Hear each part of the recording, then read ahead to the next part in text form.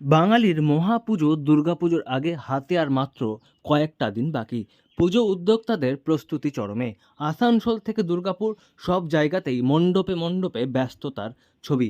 দর্শকদের ঢল নামার আগেই সমস্ত ব্যবস্থা করে রাখতে চাইছেন পুজো উদ্যোক্তারা।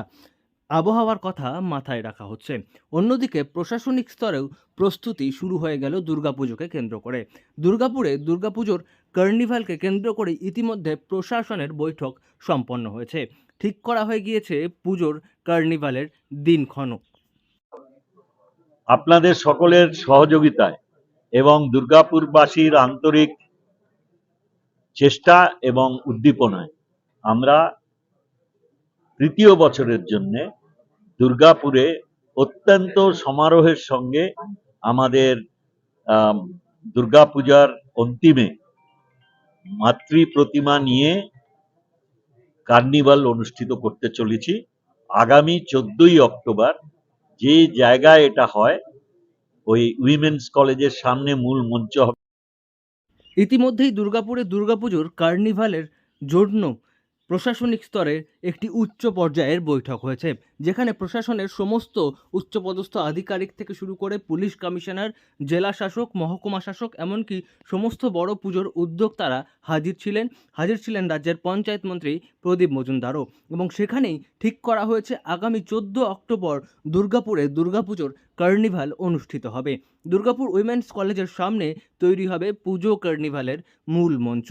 সেখানেই সমস্ত পুজো উদ্যোক্তারা তাদের সাংস্কৃতিক অনুষ্ঠান মঞ্চস্থ করবেন।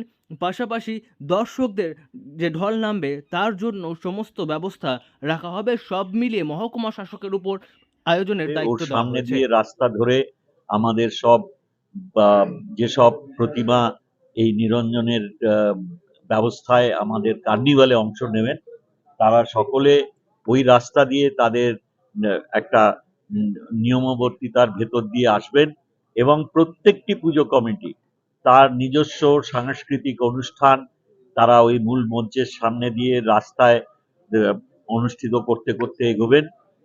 এইটা দেখার জন্য দুর্গাপুরের মানুষের ভেতর যে উদ্দীপনা আমরা লক্ষ্য করেছি সেইটা বৈদ্যুতিন মাধ্যমে আমাদের মাননীয় মুখ্যমন্ত্রী দেখে তিনি দুর্গাপুরের জন্য বিশেষ করে আমাদের অনুমোদন দিয়েছেন।